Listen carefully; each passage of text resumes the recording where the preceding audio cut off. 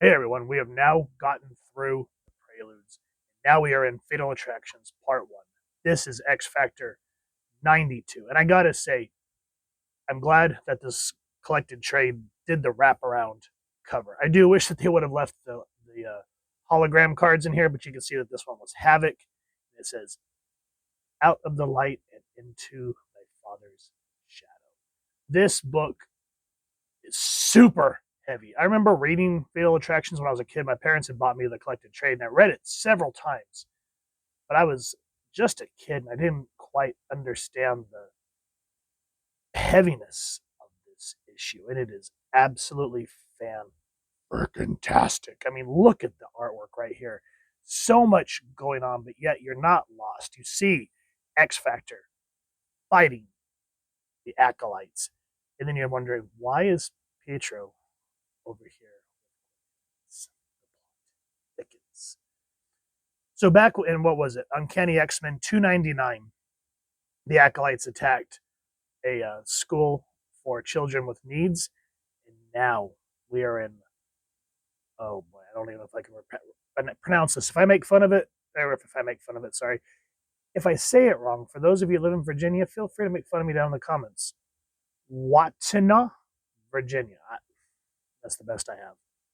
They've busted into another place with people, and it just shows the coldness of the acolytes. We're watching, the story right now is like the third person narration of this nurse. I can't remember her name off the top of my head, but it says, "You have to understand, this is a hospice. We don't work here for the pay. Believe me, that believe me, it isn't that much. We work here because we care. People come to us at their weakest, their most vulnerable. And we help them to face death with a little dignity and a little love." And now Val Cooper is interviewing her. She goes, "Nurse Murray, Leslie, if this is too difficult, you don't have to." "No, Dr. Cooper, I need to talk about this. I think it's the only way." He says, "Good afternoon, nurse. We are the Acolytes, and we're here to slaughter flat scans." And even though it's supposed to be a derogatory term towards Homo sapiens, I got to say that I do miss seeing that in modern X books. I haven't really seen flat scans used since maybe the early 2000s. And of course, like I just said, it's not a great word, but it just added something to the X-Men mythos. It was just, instead of just calling them Homo sapiens, just that flat scans just kind of showed what evil mutants, whether it be the acolytes or the other half of Magneto's ilk, the Brotherhood of Evil Mutants, or anybody, even Apocalypse, it just helps kind of set the world. It says, "Must you Kleinstocks always be so melodramatic? Ah, Yavets, you simply have no flair. What good is the kill if it's not, what is it saying, cuted with a little panache, some verbal fainting before plunging in the sword? We're not here for your amusement. We're here to deliver retribution in Magneto's name." Agreed, Spore. And this guy, Sinyanka, I think is how you pronounce his name, he is just, let's do it. And then Leslie says, "All I could do is watch, like a helpless, scared little child. And as the massacre began, there was nothing you could have done. Those men were brutal, vicious beyond. You don't have to explain it to me, Mr. Summers. I experienced it firsthand." And that just sets the stage for how awful this slaughter was. Now, I do have a bit of dark humor. So I can't help, like, this is terrible. Don't get me wrong. I'm not going to say, but the way this dude, I don't have no idea what his name is. I think it's Yavets. I think it's how you pronounce it, with the J. He just flings this dude, and he's just like, "Wee!" I think I've seen too many horror movies, but that scene kind of made me laugh a little bit. But then this, where he just goes right at the nurse, you know that this book is going to have some heavy, heavy, what do you call it, repercussions. And then Sianka, so how do you pronounce his name? Hold on, I'll get there in a minute. Sinyaka, I believe is how you pronounce it. He whips those nasty ass whips around her throat. Why? What possible reason could you have for? I'll never forget what the one with the whip, Senyaka, what Senyaka said to me. You flat skins just don't get it. You never get it. This. And that's the last of what we get. And oh. Now, as they all go to leave, because Alex is just worked up. Now, that's another thing. Let me kind of dive in here where she goes, then what they say is true. The mutants, they hate us just for being normal. And Alex says, normal is a relative concept, Nurse Murray. But I didn't mean, I know you didn't. And I want you to know that the followers of Magneto are no more typical examples of mutant kind than Hitler were to the typical example of humankind. X Factor wouldn't be here investigating this atrocity, much less working with the federal government if we were cut from the same cloth as those. She's like, come on, Alex. Pietro Leslie needs a rest. This is the Alex I grew up with, the Alex Summer who finally came out from his brother's shadow and really found himself after the what do you call it, the brutalness that happened to both him and Rain Sinclair during the extinction. He'd grown up and he just knew how to stand on his own 2 feet. That's why as we go forward, Krakoa being an example, I hate that he's being brought back to this unsure character. It just, to me, diminishes so much of what Peter David and Scott Liddell did with this book. Speaking of, before we go any further, marking 30 years of excellence. And at this point, it was. Scott Liddell, co-plotter, Joe Quesada penciling and co-plotting, J.M. Diamantis doing the script, Al Milgram inks, Richard Starking's letter, Cliff Van Meter, background artist, and then Glynis Oliver was the colorist. So we have a lot of big names on this book, people that have been working with the X-Men for a long time. And I know you guys are probably tired of hearing me say this, but Scott Liddell carried the frickin' X-Men after Claremont left. Him and Fabian Nicieza, my God, what Nicieza was doing with X-Men and what Liddell was doing basically with every other book, because he had his hand in Generation X. He was writing Uncanny X-Men, helped plotting with X-Men. He traversed the Age of Apocalypse. He gave us Onslaught. So, he had to work with Larry Hama on Wolverine. He had to help Fabian Nicieza with X-Force, and I believe Nicieza was also doing X-Men. I don't remember. I know the X-Men title kind of flip-flopped, but I remember Nicieza did a lot of the X-Men, and then, of course, X-Force, and then he kind of carried on after Liefeld went over to Image. But Scott Liddell really carried all the X books and made. I don't know how he kept his sanity keeping all these plots together and making them. And then Leslie says, "Wait, what kind of man can this Magneto be to inspire such insanity?" And it's Pietro that catches it. He goes, "That's a question I've asked myself too many times, over too many." As he's starting to have that introspective moment, the EKG starts to boot, boot. What is it? What's wrong? Get out of here. We're losing her. And I love how the use of not just the actual dialogue, but this is a good way of showing both visual storytelling, where we get this medium shot of the doctor shoving Pietro out of the way, and then we just see the text, because the name of the book is The Man Who Wasn't. And then they just put it in silhouette. He says, "We're losing her," and as we're reading the title, it says, "We're losing." That is a great example of how all the artists can work together to make something impactful. It's just absolutely awesome. Now, they caught one of the acolytes, and they're all just kind of going back and forth. "Alex, you've got nothing." Because he's trying to say, "Oh, you play by the humans' rights, so that means I have rights." And again, Alex being his own person and not some, what do you call it? What's the word I'm looking for? Basically acting like a unsure little brother to Scott Summers. he's his own person and showing that he's had enough of Magneto's. Now Val says that the both of you, everyone needs to clear out. Pietro, you and I have a mission. And Alex is like, why can't we come? And she's like, because y'all are too hot-blooded for what is going on. And also, I don't remember what this guy's name is. Hold on a second. Spore.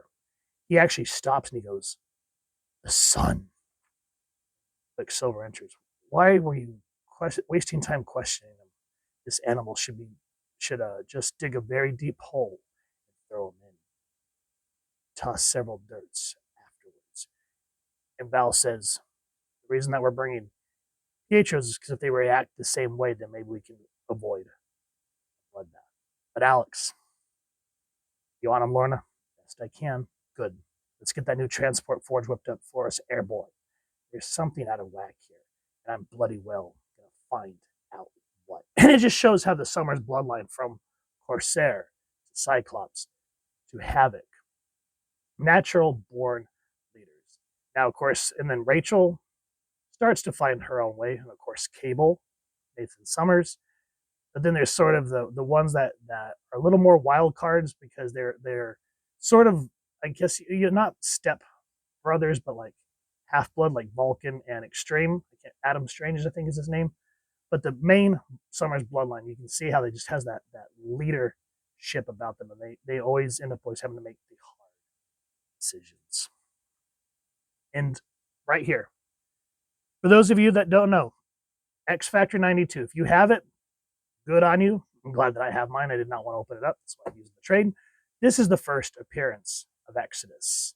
And he doesn't even say who he is yet, which that does come. But there's a moment of levity with Guido, which I'll let you guys read the comic. It's really funny. But before we can kind of go, ha ha ha, and take a breath after everything that we've just been through, Exodus just comes out of nowhere. He doesn't appear hostile. In fact, he looks like he's waiting, pondering. I love that we get this wide establishing shot of him, more of an up close of his eyes, as if there's something he wants to say to us. And then he turns his head, but he's not sure if this is the right time. And he flies off. So we get nothing else. We don't get his name. We just get a really cool looking mutant. Speaking of which, Hasbro, if any of y'all have any connections to Hasbro Pulse, where where is our X-Force Feral? Secondly, out of all the Wolverines, all the Spider-Mans, all the Deadpools, why have we yet to get an Exodus?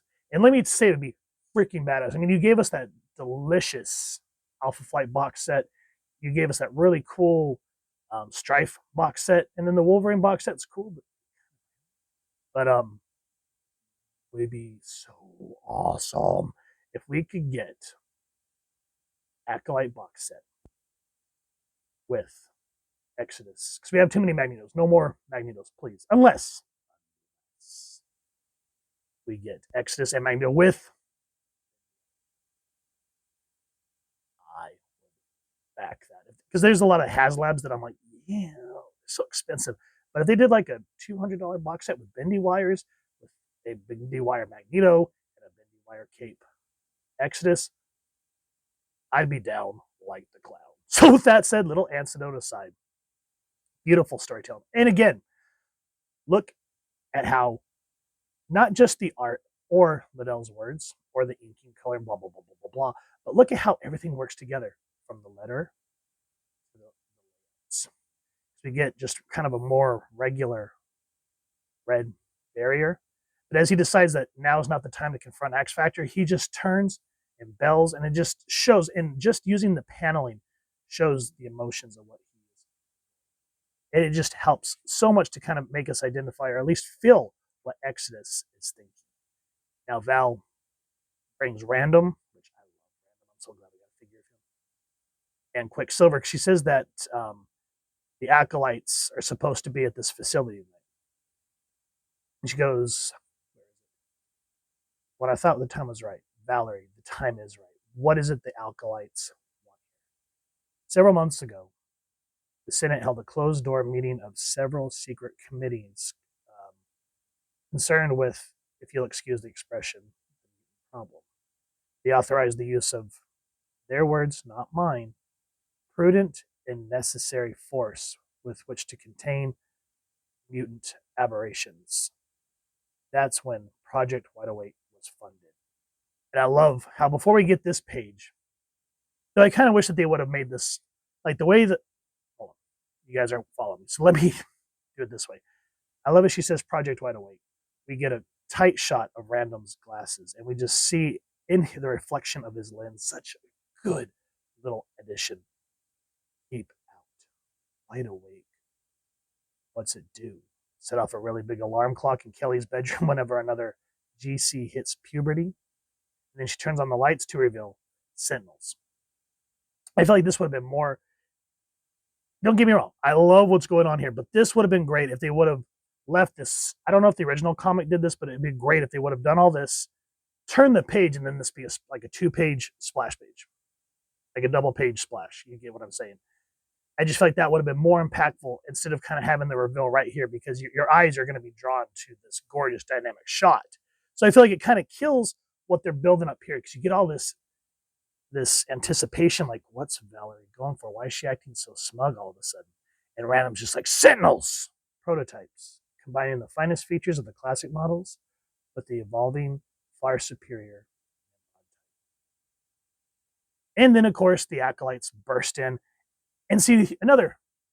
We get all that workup.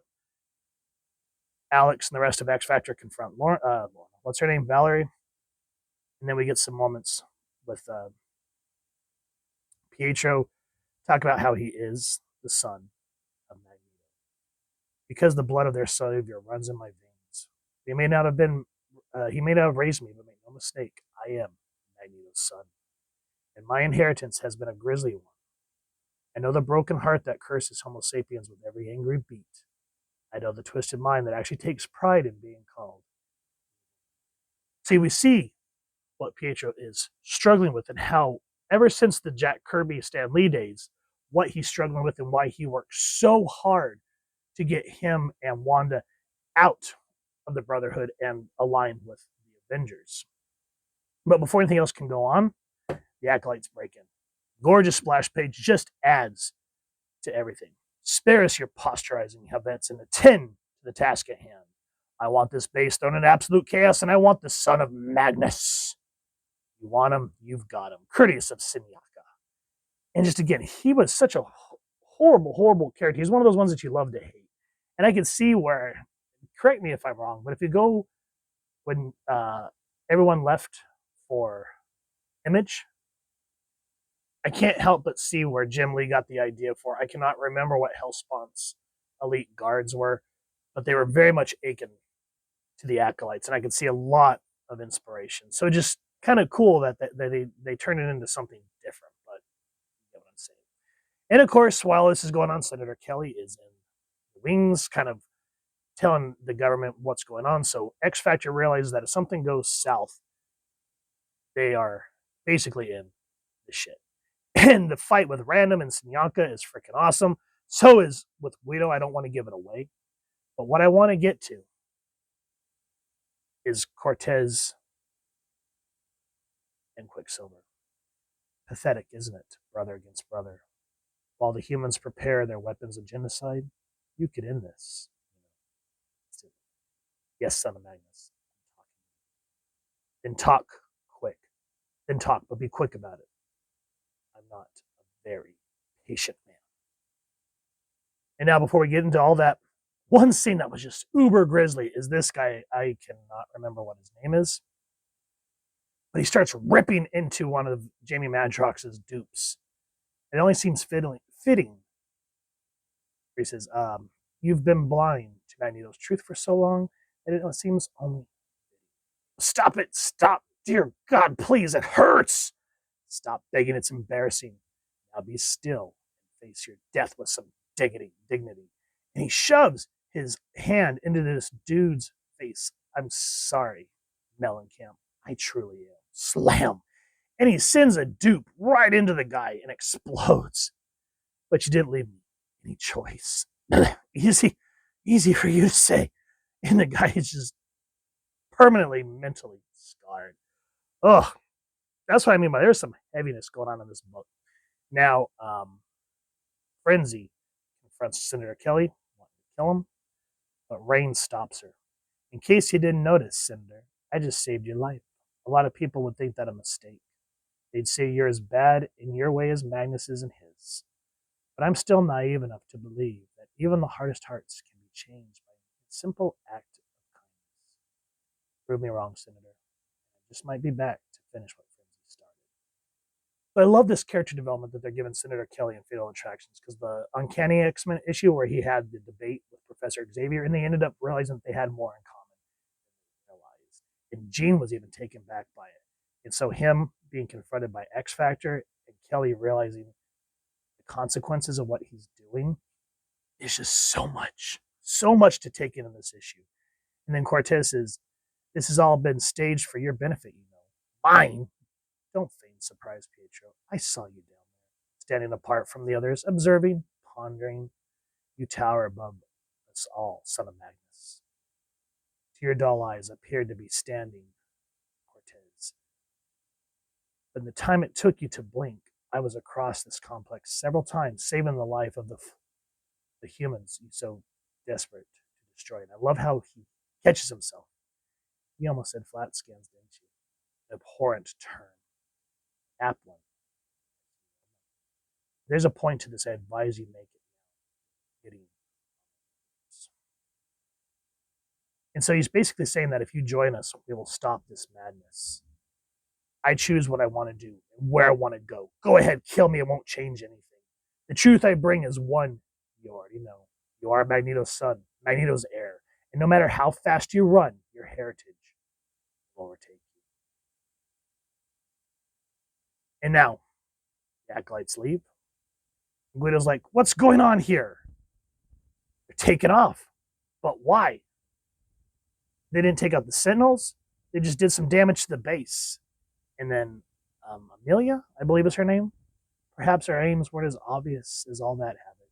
Perhaps our main goal today was to plant a seed, which in time will grow into an oak so tall, so strong that even the Lord Magnus himself. I love how we get all these actions, all these saturated colors to just the empty, dull white. It just adds that emptiness of just like. Now we come to find out that something happened to Valerie at the hands of the acolytes, which drew her to bring X Factor here. And she goes, Pietro, you understand? I did what I had to do for national security. I was just following orders. And I love how Pietro is always the one that's able to just cut to the heart of the situation. He goes, an unfortunate choice of phrase, Valerie. One that echoed again and again at Nuremberg. Murder of my father's people. Sought expedition of their sins. But you can't possibly compare this to this. You, all of you, you're not just some hired underlings. You're my friends. You're my friends. Some of my best friends are mutants. Oh, Valerie, how very typical of flat skin. And just look at the pain in her face and just the deep shadows, the seriousness, Quicksilver. Now, I remember when I was a kid and reading this, I'm like, what, all the buildup that we've gone through. And then I read X Factor and X Force, and I'm like, what does this matter? Who cares? Let's just get to see Wolverine getting his adamantium ripped out, which I can spoil because we all know what happens. These books really set a freaking stage for the Acolytes. And with Magneto at this point seemingly dead, and everyone coming after Quicksilver, we could just see how much of a threat he was. How vicious the Acolytes are. And now, being older, having a little more years on me, holy crap, not realize how good we had it as kids. And it's just a shame that we didn't appreciate it then like we do. So guys, if you've never read Fatal Attractions or if you've never read X Factor 92, now enjoyed what you've seen. Please first and foremost support your local comic shop or where there's like to get your action figures and comics and grab this series, whether the single floppies or the collected trades. However, get it in your collection if you're an X-Men fan. If you've enjoyed this review, really would appreciate if you take a moment to like, share, and subscribe. Helps the channel more than you could possibly know. And if you won't mind hitting that fancy little X bell next, subscribe. That way, as I continue to upload content, you guys get notified. Come to the channel, and I love talking with y'all and hearing your thoughts and feedback down in the comments or the socials, which I'll make sure that the links down in the description. So with all that said, hope y'all continue to have an absolutely amazing day reading, and happy hunting, everyone.